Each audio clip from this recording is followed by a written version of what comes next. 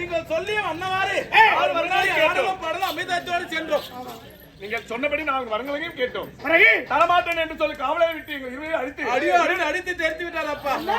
அடியோ அடி என்று அடித்து எந்த ஒரு பொருளும் கொடுக்க மாட்டேன், எங்களை கட்டி பிடித்து ஒரு முத்தமாச்சு கொடுங்க என்று சொன்னேன் அப்பா. அதுவும் கொடுக்க மாட்டேன் விட்டார் அப்பா. இல்லை என்று சொல்லிவிடுங்கள் என்று சொன்ன அதையும் கொடுக்கலப்பா. ஆமா புறப்படங்கள் அப்படியே சரி.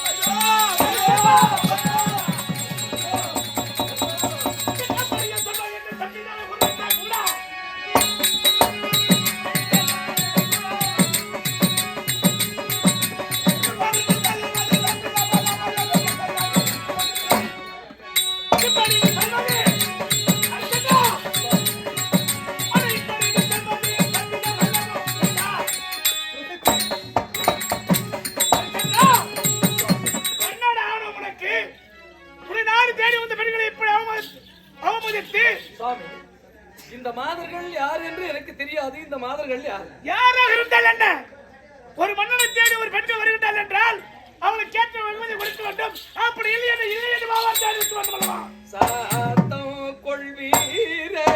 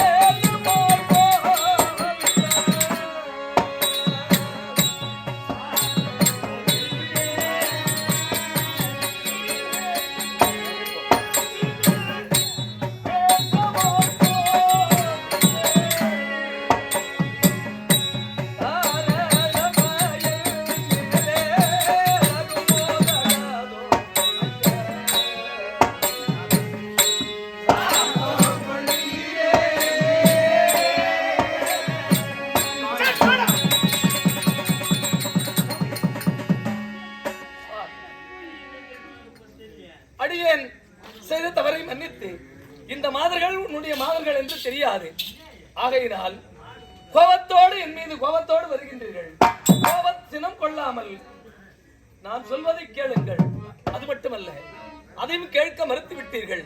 ஆனால் என் சிரசிலே இருக்கக்கூடிய மணிமகுடத்தை உங்கள் பாதத்தால் உடைத்தீர்கள். சுவாமி, எப்பேற்பட்ட பாதம் அது? அந்த மணிமகுடம் அந்த பாதத்தில் பாதம் நொந்தாதோ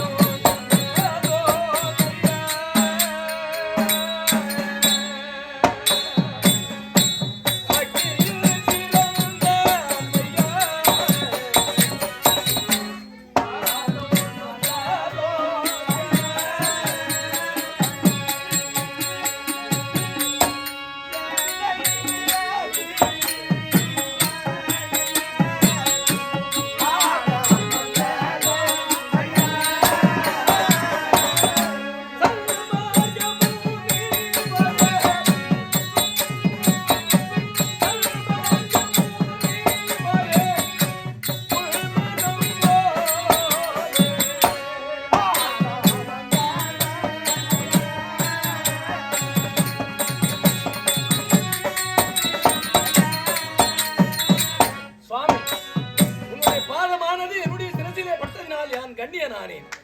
ஆனால் உன் பாதம் வலிக்கின்றார் சுவாமி. ஹரிச்சந்திரா, சுவாமி வீண் வார்த்தைக்கு இடம் கிடையாது.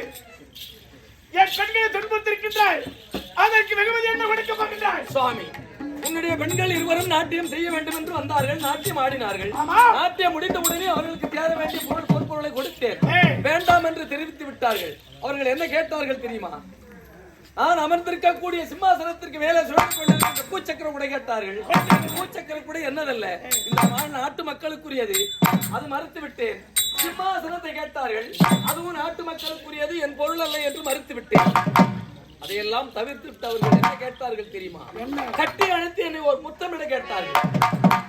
நான் ஏகபத்தினி விரதம் பூண்டவன், தன் தாரத்தை விட பிற தாரத்தை நேசிக்காதவன். ஆகையினால் மறுத்து மத்தியாரை விட்டு நாட்டை விட்டு வெளியேற செய்தது. இதுதான் நடந்தது. அந்த மாதர்களை செய்யவில்லை. பெண்களுக்கு என்னதான் நீதி? ஆமா, அந்த பெண்களை இரு பெண்களையும் நான் இச்சிக்க சொன்னார்கள். இச்சிக்க முடியாது. அந்த பெண்களை விட இரு கண்களை கேளுங்கள் தருகிறேன். ஆனால் இந்த மண்ணை கேளுங்கள் தருகிறேன். பெண்களை என்னால் இச்சிக்க முடியாது. அப்படி பெண்களை இச்சிக்க முடியாது, அவர்களை கேட்டபடி கொடுக்க முடியாது. ஆமாம், இரு கண்களை கேளுங்கள் கொடுக்கிறேன். இந்த மண்ணை கேளுங்கள் கொடுக்கிறேன். ஆனால் அந்த பெண்களை என்னால் இச்சிக்க முடியாது. இந்த மண்ணை உன்னால் கொடுக்க முடியும். கொடுக்கிறேன், இந்த மண்ணை கொடுக்கிறேன். அப்படியா? ஆமா. அப்படி என்றால் இந்த மண்ணை எனக்கு தாரை பார்த்து கொடு பார்க்கலாம். அவ்வாறே ஆகட்டும். மந்திரியாரே,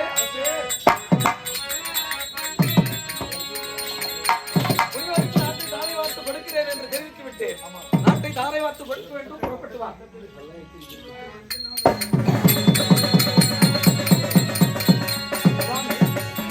அடியே என்றும் நான் அயோத்திமா நகரை உனக்கு தாரை வார்த்து கொடுக்கிறேன். பெற்றுக் கொள்ளும்.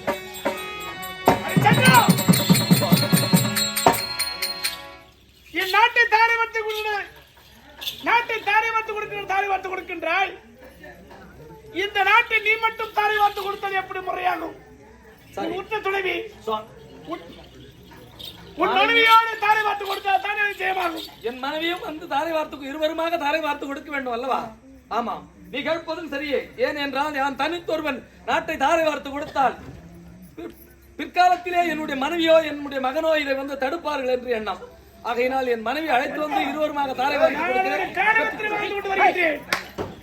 நாளை உன் மனைவி சென்று ஒரு மகராட்சியின் கணவனை ஏமாற்றி அண்ணவள் என் மீது வழக்கு தொடுத்தார். அப்படியானால் இருவருமாக தாரை வார்த்து கொடுக்கிறோம். பெற்றுக்கொள். மந்திரியாரே, அன்னை சந்திரமதி அழைத்து வருவார்.